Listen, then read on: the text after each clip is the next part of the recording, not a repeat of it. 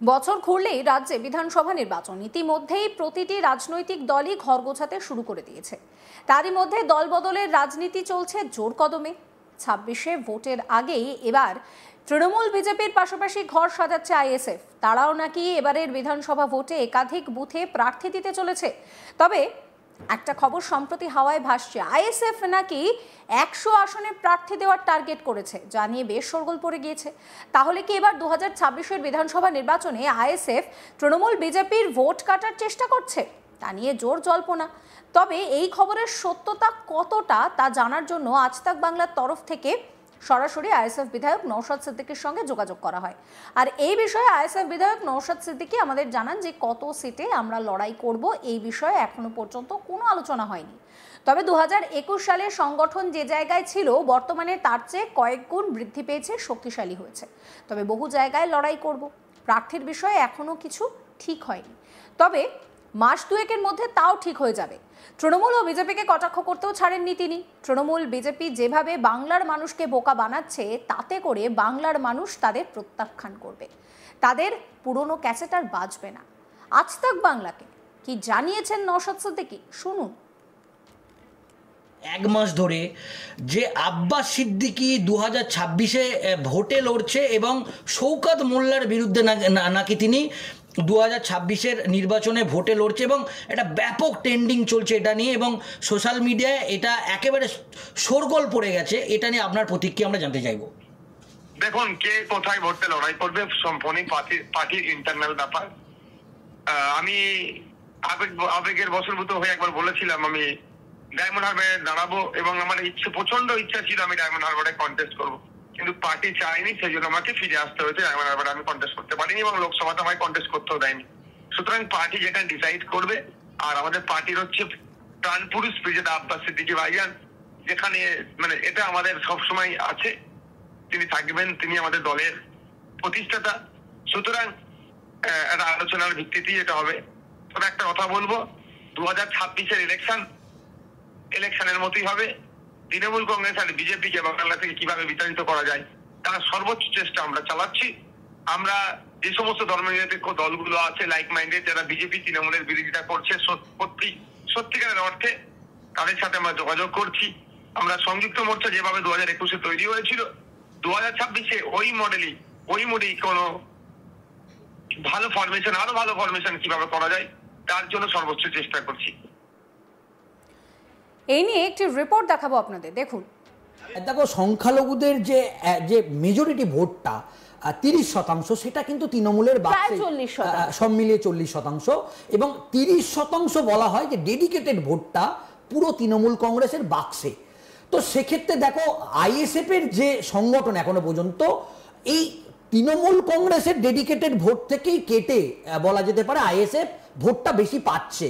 তো সেক্ষেত্রে একটা বিষয় এটা বলতেই হয়, যদি শেষ পর্যন্ত তারা 100টা আসনে লড়াই করে, তুমি যে প্রশ্নটা করলে, আমি যখন তাকে প্রশ্নটা করলাম যে আব্বাস সিদ্দিকী কি লড়াই করবে, তিনি কিন্তু উড়িয়ে দিলেন না সুচেতা, এবং তিনি এই কথাটা বললেন যে কে কোথায় দাঁড়াবে সেটা পার্টি ঠিক করবে। মানে আইএসএফ এর যে কমিটি আছে, সেই কেন্দ্রীয় কমিটি বা রাজ্য কমিটি, তারা বসে ঠিক করবে। কিন্তু তিনি একবারও উড়িয়ে দিলেন না। এমনকি তিনি এটাও বললেন যে তিনি ইচ্ছা প্রকাশ করেছিলেন যে অভিষেক বন্দ্যোপাধ্যায়ের বিরুদ্ধে ডায়মন্ড হারবারে ভোটে লড়ার, কিন্তু দল শেষ পর্যন্ত সেটা পারমিশন দেয়নি। সেক্ষেত্রে একটা বিষয়, যত সময় যাচ্ছে তত বিষয়টা জোরালো হচ্ছে যে আব্বাস সিদ্দিকীর যে ভোটে দাঁড়ানোর বিষয়টা, দেখো আগের বারে কিন্তু নৌশাদ দাঁড়িয়েছে, জিতেছে।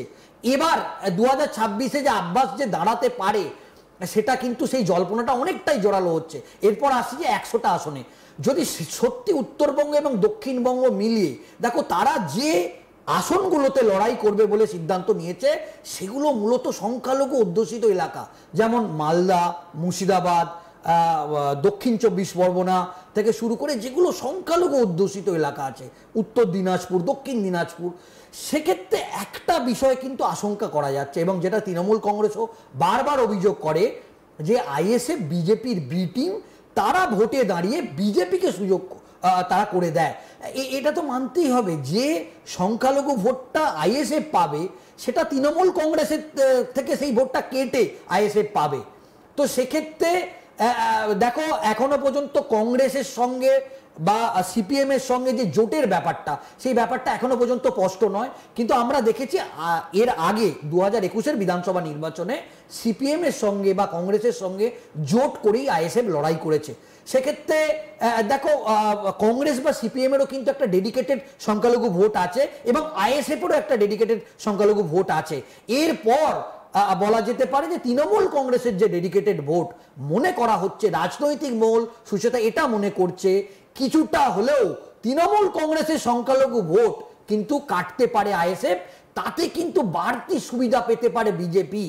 এবং দেখো, লোকসভা নির্বাচনের প্রেক্ষিত আলাদা, বিধানসভা নির্বাচনের প্রেক্ষিত আলাদা। তুমি নিশ্চয়ই জানো এরকম আসনগুলো আছে যে 100 ভোটে, 200 ভোটে, 1000 ভোটে 2000 ভোটেও কিন্তু বিধানসভা মার্জিনে ভোটে জয়লাভ করে এবং একেবারে হাড্ডাহাড্ডি লড়াই হয়।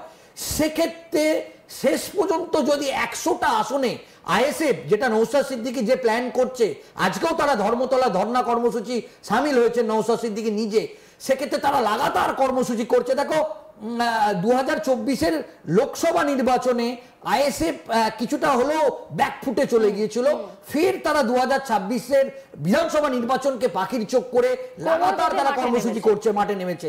সেক্ষেত্রে শেষ পর্যন্ত যদি 100টা আসনে আইএসএফ লড়াই করে, তাহলে এটা বলতে হবে লড়াইটা তিমুখী হবে, হাড্ডাহাড্ডি হবে। সেটা বাড়তি সুবিধা কিছুটা হলে যে বিজেপি পাবে সেটা কিন্তু এখান থেকে একটা প্রশ্ন আসছে, যেটা নওশাদ সিদ্দিকী আগের বাড়ি আমরা বাইকটা শুনলাম, সেখানেও তিনি বলেছেন যে আমি ইচ্ছে প্রকাশ করেছিলাম অভিষেক বন্দ্যোপাধ্যায়ের বিপরীতে দাঁড়াবার, মানে ডায়মন্ড হারবারে গড়ে দাঁড়াবার তিনি ইচ্ছে প্রকাশ করেছিলেন, কিন্তু দল চাননি। এবং শেষ পর্যন্ত আমরা যখন দেখেছিলাম নাম ঘোষণা হলো এবং দেখা গেল অভিষেকের বিরুদ্ধে তিনি দাঁড়াননি, সেই সময় কিন্তু বলা হয়েছিল যে তিনি তৃণমূলকে সহায়তা করবার জন্যই ভোটে দাঁড়ালেন না।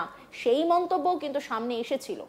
হ্যাঁ, দেখো, একেবারেই বিজেপির তরফ থেকে এই অভিযোগ মূলত করা হয়েছে যে তৃণমূল কংগ্রেসের সঙ্গে আইএসএফ এর কোন একটা সেটিং হয়ে গিয়েছে এবং সেই জন্যই অভিষেক বন্দ্যোপাধ্যায়ের বিরুদ্ধে নওশাদ সিদ্দিকী দাঁড়াতে চায়নি। দেখো, এই প্রশ্ন, এই স্পেসিফিক তুমি যে প্রশ্নগুলো, অত্যন্ত গুরুত্বপূর্ণ প্রশ্ন এবং এই প্রশ্ন একাধিকবার আমরা যারা আছি তারা কিন্তু সাংবাদিকরা তাকে নওশাদ সিদ্দিকীকে বিধানসভাতে এই প্রশ্নের মুখোমুখি আমরা করেছি, প্রশ্ন তাকে ছুড়ে দিয়েছি এবং প্রচুর আইএসএফ এর কর্মী সমর্থকদের এই প্রশ্নের মুখোমুখি হতে হয়েছে নওশাদ সিদ্দিকী। নওশাদ সিদ্দিকী যে কথাটা বলেছে, যে আমরা যেটা পরেও তার সঙ্গে কথা বলে বুঝেছি যে দল তাকে শেষ মুহূর্তে পারমিশন দেয়নি, কারণ যদি নওশাদ সিদ্দিকী অভিষেক বন্দ্যোপাধ্যায়ের বিরুদ্ধে দাঁড়িয়ে যদি হেরে যেত, তাহলে আইএসএফ এর যারা বুথ স্তরে ভাঙড়ের কর্মীরা আছে তাদের মনোবল তলানিতে চলে যেত। আপনাদের কি মনে হয় যে সত্যি ভোট কাটবে আইএসএফ? আপনাদের মতামত জানাবেন। সমস্ত খবরের আপডেটের জন্য চ্যানেলটিকে সাবস্ক্রাইব করবেন, নোটিফিকেশন পেতে বেল আইকনে ক্লিক করবেন, ফলো করতে ভুলবেন না আজ তাক বাংলার হোয়াটসঅ্যাপ চ্যানেলও।